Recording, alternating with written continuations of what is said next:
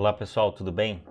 Hoje o tema do nosso vídeo vai tratar de algo atual, algo que tem sido bastante comentado aí nas mídias sociais, no próprio YouTube, vários vídeos de canais não necessariamente ligados a esporte, muitos deles não, mas comentando bastante esse assunto, e que novamente eu vou trazer para o nosso contexto, para a minha forma de analisar e para ter sentido no canal. Então não é uma crítica de cinema, não vai ser uma análise fílmica, eu não vou tratar de, como é que se diz, das várias nuances cinematográficas envolvidas, fazer pequenos comentários pertinentes para a nossa análise histórica, que é sempre o nosso propósito.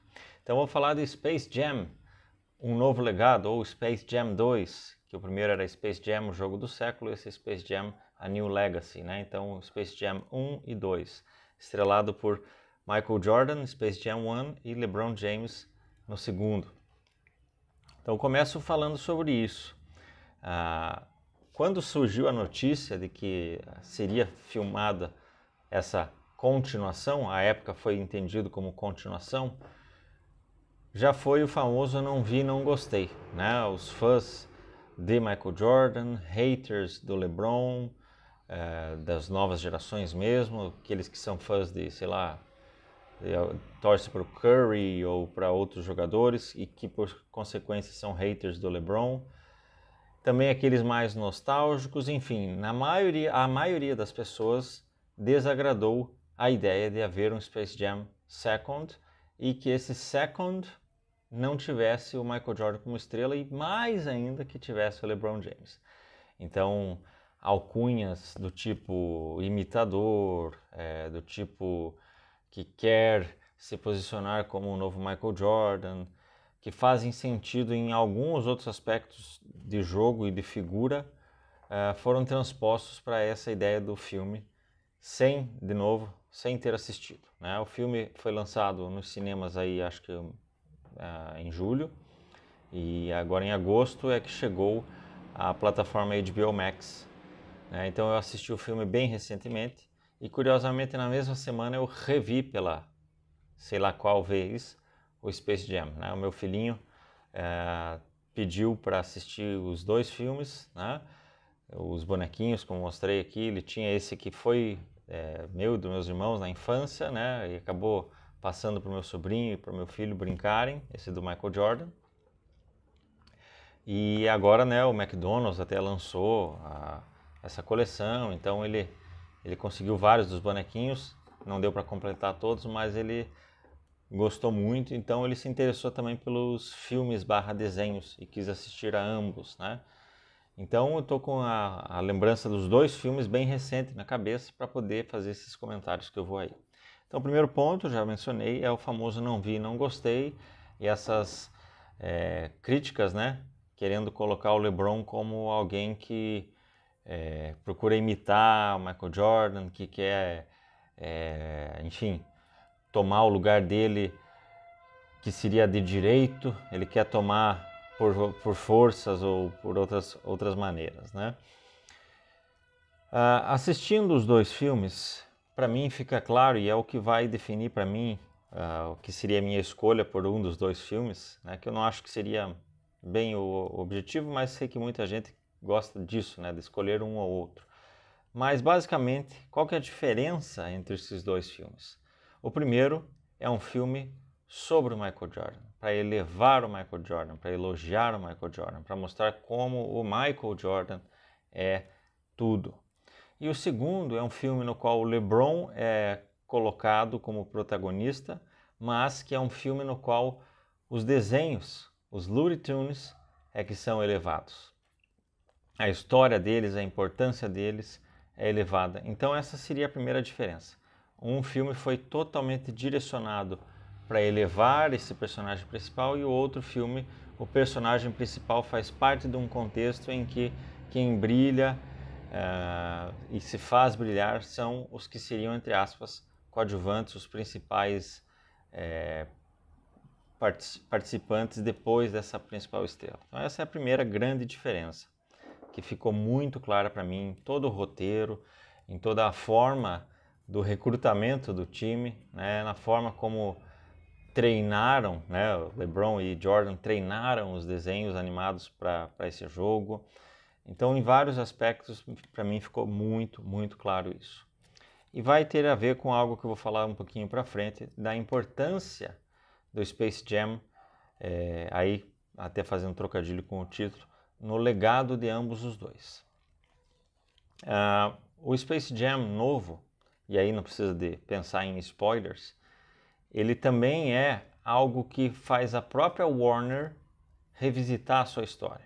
Então, muito mais do que o LeBron querer atuar no mesmo papel, entre aspas, que o Jordan atuou, querer poder ter ele também esse papel que o Michael Jordan teve, é um projeto, eu posso dizer assim, entender assim, da própria Warner, entendendo o LeBron como esse novo, entendendo as muitas diferenças, né, das épocas, 1996 para 2021, ou vai das filmagens 95 para 2019/20, 25 anos de diferença, quanto a própria Warner mudou, precisou se adaptar. Seria também uma outra importante diferença do papel que a própria Warner tem nessa história, que teve lá e aqui foi muito mais preponderante. Então, outra diferença importante, que tem a ver com o roteiro, é o porquê que o Jordan e LeBron foram parar nesses jogos.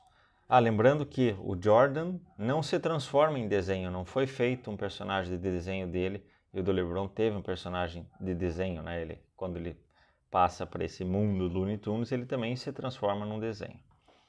E outra coisa importante também a ver com os roteiros, me parece que o roteiro das falas do LeBron e das falas sobre o LeBron são muito diferentes daquelas a respeito do Jordan. Lá o que nós tínhamos de, entre aspas, alguma brincadeira com o fato de ele ter ido jogar beisebol, e todo mundo sabe que ele foi, não vou nem dizer um fiasco, né, mas ele foi medíocre no beisebol, a começar pelo fato que ele foi para a Minor League e não para a Major League Baseball, né?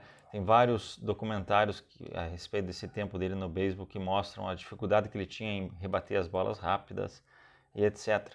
Então as gozações que tiveram ali foram aquele momento que ele chega, que está em casa, né, e que os filhos ligam a televisão e começam a criticar o Michael Jordan a respeito da performance dele no beisebol. Em alguns momentos, os outros colegas da NBA também dizendo, jogador de beisebol, volta para o beisebol e etc.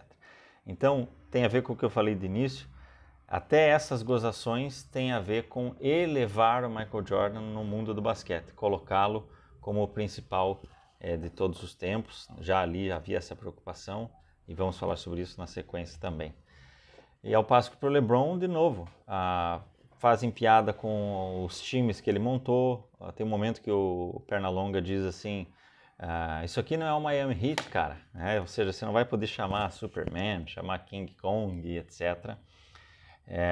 Um outro momento também, né, o personagem que faz o filho do LeBron diz para o algoritmo, né, eu entendo meu pai, ele é um dos maiores de todos os tempos naquilo que ele faz. Reparem, ele é um dos maiores de todos os tempos e não o maior de todos os tempos naquilo que ele faz. Ao que o personagem diz, não sei se muita gente concorda com isso, não sei se todo mundo concorda com isso, não lembro como é que foi, mas até isso é colocado em perspectiva. E o próprio também diz assim que o LeBron sempre fez isso, que ele sempre abandonou o Cavaliers pelo Miami.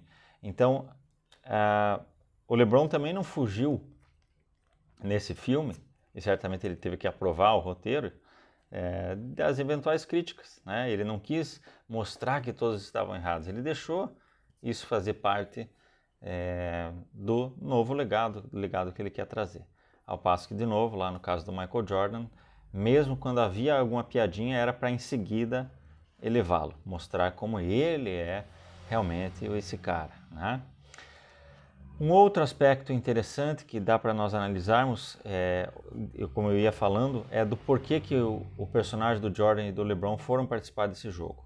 No caso do personagem do Jordan, os Looney Tunes seriam aprisionados, né, pelos ETs, né, pelos monstros, e o Pernalonga burlou de alguma maneira ali aquele livro, dizendo que eles precisariam vencer um desafio ou teriam que ganhar uma aposta para então pegá-los. E essa aposta eles acabaram decidindo para fazer um jogo de basquete e eles tiveram a ideia, poxa, vamos pegar o Michael Jordan, né?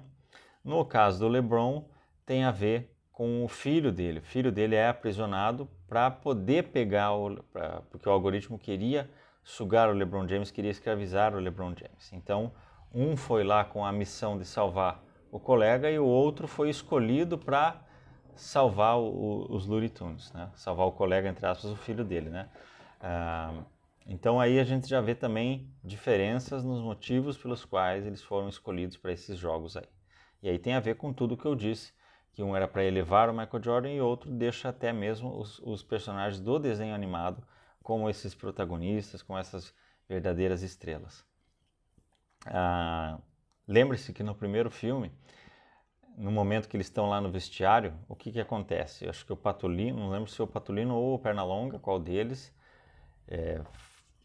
pega uma garrafinha com água de torneira lá e coloca aqui, né, o líquido secreto do Jordan, alguma coisa assim, para iludir os outros colegas, né, uma espécie de um placebo, né, vão tomar aquela água para se sentirem Michael Jordan, para se sentirem capazes.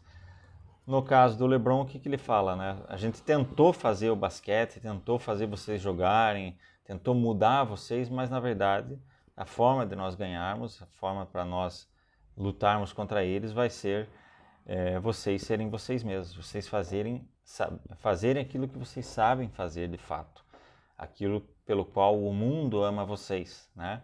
Então o Gaguinho daí tem uma parte ali que ele diz, né?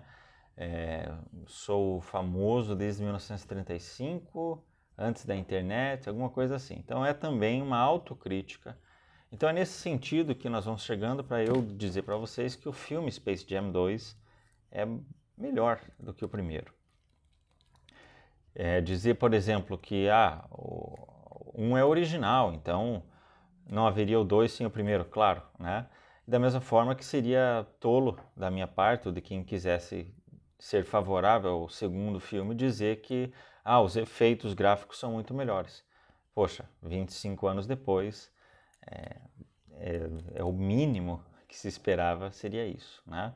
Mas então vamos tratar das diferenças, das possíveis comparações, né? E essas comparações é que eu estou trazendo para vocês aqui. Mas aí nós colocamos na sequência, e eu vou recomendar para vocês um texto escrito por Ricardo Guimarães. Eu fui pesquisar o autor, quando o texto chegou para mim não tinha o autor ali, inclusive foi colocado numa sessão de futebol, e é assim que eu acabei chegando no texto, e eu achei o texto muito interessante, e vou citar uma frase desse texto que tem a ver com a minha análise final. O autor do texto, ele elogia muito o filme, ele fala coisas, algumas das quais eu estou falando aqui também o próprio texto referenciou, né, dizendo assim que relembra a nossa infância, enfim. Mas ele cita o seguinte, ele fala, o autor, Ricardo Guimarães, que o grande ídolo dele no basquete, e um dos grandes ídolos do esporte dele, por consequência, foi Kobe Bryant. Ele até diz que se o mundo do cinema fosse justo, esse filme do LeBron deveria ter sido o terceiro Space Jam e o segundo deveria ter sido com Kobe Bryant e blá blá blá. Esse blá blá blá não foi criticar o texto, e sim para não me alongar muito. Enfim, ele diz isso. E aí ele conta, né, de como a morte do Kobe Bryant impactou para ele, de como ele amava o Kobe, mas ele chega para a seguinte conclusão. As pessoas que amam basquete sabem quem foi Kobe Bryant. Mas as pessoas que amam cultura pop, ou que se interessam por cultura pop popular, saberão quem foi Michael Jordan e quem é LeBron James, quem foi LeBron James também. Então isso tem tudo a ver com o que eu falei outro dia no vídeo sobre o GOAT, né? O que determina o GOAT numa modalidade. Naquele vídeo eu explico a origem do termo, eu explico que chamar alguém de GOAT não é a mesma coisa que dizer que se alguém seja o melhor nas capacidades, nos desafios enfrentados e nos resultados obtidos como o melhor daquela área.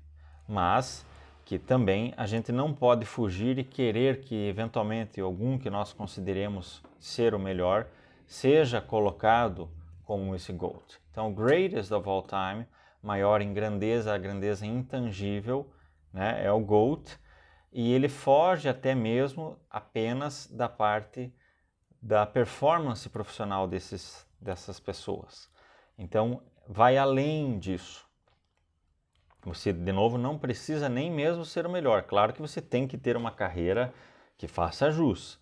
Você tem que ter uma carreira algo longeva, você tem que ter uma carreira bem sucedida, você tem que ter sido muito, muito, muito bom no que você faz, mas não necessariamente precisa ser o melhor tecnicamente, nem o mais dominante na sua época.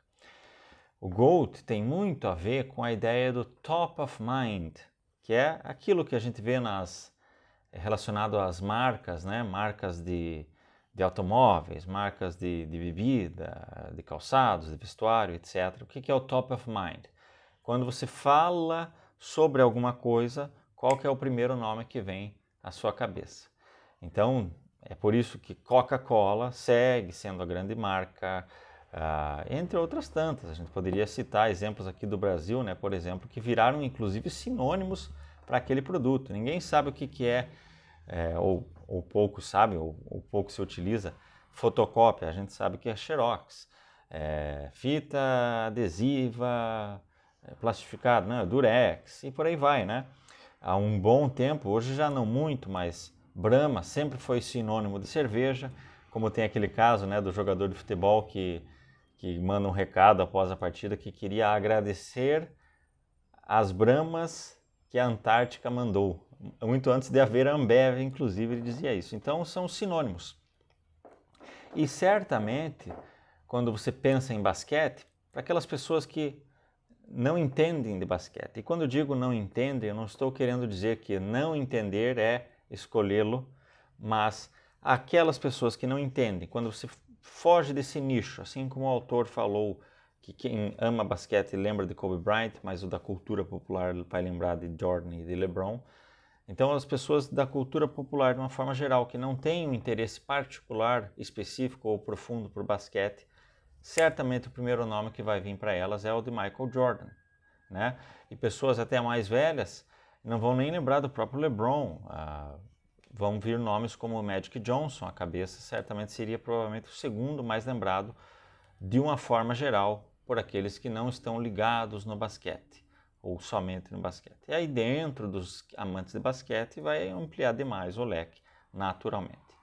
Mas eu diria que o Space Jam, o jogo do século, lá de 1996, tem uma parcela, se não preponderante ou máxima, mas tem uma parcela muito grande nessa sedimentação do Michael Jordan como o GOAT do basquete.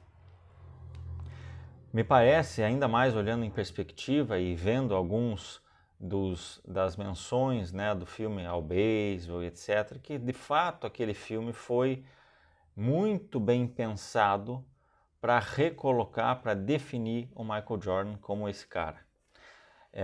E a forma como impactou nas infâncias e nos pais que levavam seus filhos, porque aí você dialogou de fato com o novo e o velho naquela época, mas agora está tendo um debate nesse Space Jam 2 sobre o valor do velho em contraposto ao novo. Uma coisa não implica na outra, pelo contrário, a gente tem que dar valor ao passado, àquilo que veio, então está tendo esse entendimento, inclusive correções ao passado. Muito se comentou, por exemplo, da personagem da Lola Bunny, que fora sensualizada no primeiro e que nesse segundo isso sumiu. Eu acho que foi um trecho tão pequeno, tanto lá quanto cá, que não há motivo para haver essa discussão. É mais um caso que, quando apareceu antes do filme, discutiu-se muito, mas de fato houve uma mudançazinha ali, uma análise melhor, sem precisar apelar para a Lola Bunny como atraente para os outros personagens, mas de forma sutil. Não foi uma coisa imposta, não foi uma coisa lacração, como a gente diz. Não houve lacração. Houve, de repente, uma adequação aos tempos, e eu acho que muitas vezes é correto isso. Mas também houve uma revalorização do passado em vários outros aspectos ali. Já ia esquecendo, por exemplo, dos personagens que participam do primeiro Space Jam, os jogadores de basquete. 3 deles tinham alguma relevância, mas nada muito importante. Outros 2, o Charles Barkley e o Patrick Ewing, foram rivais do Michael Jordan, né? O Patrick Ewing especialmente na fase da entrada para a NBA, né?